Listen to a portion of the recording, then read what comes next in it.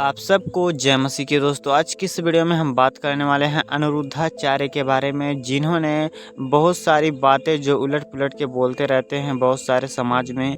और दोस्तों मैं आपको बताना चाहता हूं, उन्होंने इस बात को बताया है कि कैसे लोग अपने संतान को प्राप्त कर सकते हैं। गौ के यानी कि गाय के गोबर में जो दाना होता है गेहूं का, वो दाना निकाल करके उसे 10 बार धो करके और उसे अच्छे से उसका रोटी बना करके खाएं और गौ माता के मूत्र को पिएं, तो ऐसा वो कह रहे हैं कि संतान की उनको उत्पत्ति होगी और उनके संतान होंगे। तो दोस्तों ये सही है आप फिर गलत, आइए हम सभी इस वीडियो में देखते हैं, तब उसके बाद में आगे बातें करेंगे। आपके भी 2 बच्चे हैं ना? हाँ। अब उस पे आज हमको थोक के भाव लोगों ने एक चीज और लिख के भेजी। कहा कि महाराज जी ने कॉन्सेप्ट दिया था कि गाय के गोबर से गेहूं के दाने निकाल कर खिलाओ हाँ। तो स्त्री गर्भवती हो जाती है। ये कौन सा कॉन्सेप्ट है महाराज जी, मतलब ये वाला? क्योंकि इसमें तो अभी हमने आईवीएफ के डॉक्टर का इंटरव्यू किया था, आप उनकी दुकान बंद करवा दोगे, ये सही हो गया तो?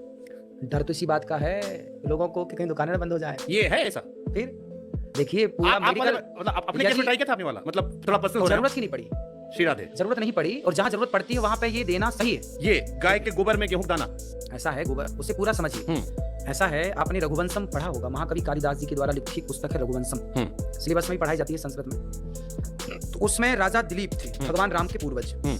उनके संतान नहीं हो रही थी, वशिष्ठ जी के पास गए, प्रभु संतान नहीं हो रही है। वशिष्ठ जी ने कहा गौ माता की सेवा नहीं करते आप, अपराध लगा है गौ माता का, इसलिए आपको संतान नहीं हो रही, आप सेवा कीजिए। तो वशिष्ठ जी की गाय थी नंदिनी, तो नंदिनी उन्होंने ली और सेवा की। उनकी सेवा से उनको एक पुत्र प्राप्त हुआ, सेवा से, गौ माता की सेवा से। क्या पुत्र प्राप्त हुआ? जिनका नाम रखा रघु, जिनके नाम से रघुवंश पड़ा। तो गौ माता की सेवा करने से राम जी का वंश चला, तो गौ माता की सेवा करने से हमारा और आपका वंश चलेगा। गाय को गेहूं खिलाइए सबसे पहले, और गेहूं जब गाय के पेट में जाएगी और जब वो गोबर के द्वारा बाहर आएगी तो उसको आप साफ करिए, 10 बार पानी से धुलिए उस गेहूं को, फिर सुखाइए, फिर उसको पीसिए, फिर उसकी रोटी बनाइए, फिर उसका भोग लगाइए भगवान जी को। मैंने गाय चबा ली हो तो नहीं, गेहूं का कॉन्सेप्ट हिया, वो गाय चबाते नहीं ना गेहूं। हम ये वाला फॉर्मूला ट्राई नहीं किया, तो खाली कॉन्सेप्ट पूछ रहे हैं कि गाय मुंह में क्या चबा ली तो नहीं सकता, फिर तो गोबर दाना दाना रहता है, कुछ चबा लेगी तो कुछ परसेंट रहेगा, जो बच जाए गोबर तो रहेगा कुछ परसेंट। उसको मैंने वो रोटियां खाई हैं। आप खाएं ये वाला गेहूं? हाँ, वो रोटी मैंने खाई है। गाय के हमारे जो जंगल में रहने वाले संत है ना, अब देखो विडंबना तो ये है कि आज की आधुनिकता के नाम पर बच्चे इतने आधुनिक हो गए हैं कि जो प्राचीन परंपराएं थी भूल गए।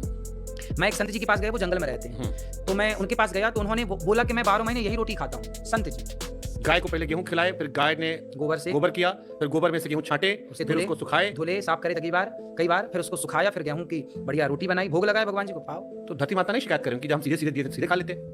वो अलग है, क्या उसमें है? गुण बदल गया ना। अब आप बताइए, आप तो बहुत समझदार हैं। मतलब गाय का गोबर हम भी मानते हैं, हम उन लोगों में नहीं जो गाय गोबर दूरी बनाते, हम भी उसको कंडा में देखे हैं, जलाने का काम आता है, घर में गौरी गणेश बनाने का काम आता है, लेकिन उससे खाना ये थोड़ा सा असहज करने वाला महाराज। अच्छा, बड़े बड़े लोग आजकल बिल्ली की पोटी की कॉफी पी रहे हैं, आपको पता है? सुना? कुछ हमने ऐसा सुना है। हाँ। किसी का बिल्ली है, किसका है, कुछ सुना। अब बिल्ली की पोटी आप खा सकते हैं, उससे ऐतराज नहीं है, उससे आप बहुत समझदार कहलाएंगे। वो जी मैं तो पढ़ा लिखा हूँ, मैं तो बिल्ली की पोटी खाता हूँ।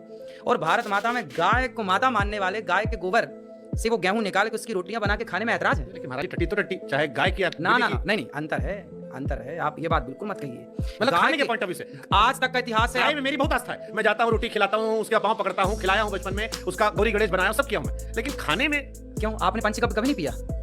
नहीं पिया। हमारे यहाँ जब भगवान राम, दशरथ जी, कोई भी आपको यज्ञ कराएंगे ना कभी, तो आपको सबसे पहले पंचकव्य पिलाया जाएगा। उसके बिना पंचकव्य में 5 चीजें होती हैं: गाय का दूध, गाय का घी, गाय का दही, गाय का मूत्र और गाय के गोबर का रस, गोरस। ये 5 चीजें मिलाई जाएंगी और 5 का पंचकव्य बनाया जाएगा और आपको पिलाया जाएगा। उसके बिना आप शुद्धि नहीं पाएंगे।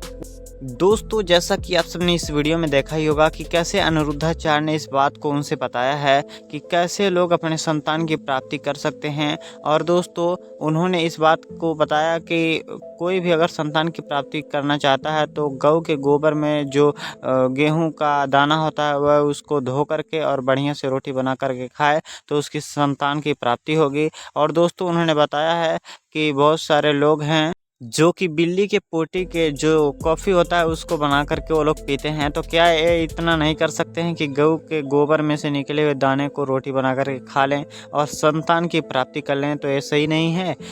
दोस्तों ये मेरे नज़र में बिल्कुल भी गलत बात है और ऐसा करने से किसी संतान की प्राप्ति नहीं होती है, बल्कि लोग आजकल अंधभक्त हो चुके हैं और शैतान के पुजारी हो चुके हैं कि जिस भेष में वो पुजवाना चाहता है लोगों से उस भेष में पुजवा सकता है।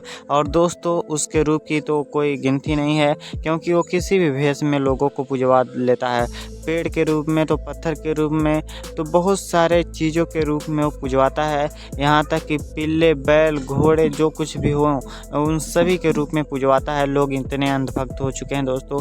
तो आप लोग ऐसा ना होएं और परमेश्वर के वचन की सच्चाई को जानें और परमेश्वर के वचनों में आगे बढ़ें। दोस्तों मुझे उम्मीद है कि आप सबको ये वीडियो बहुत ही अच्छा लगा है। दोस्तों फिर मिलते हैं एक और नए वीडियो के साथ, तब तक के लिए आप सबको जय मसीह की।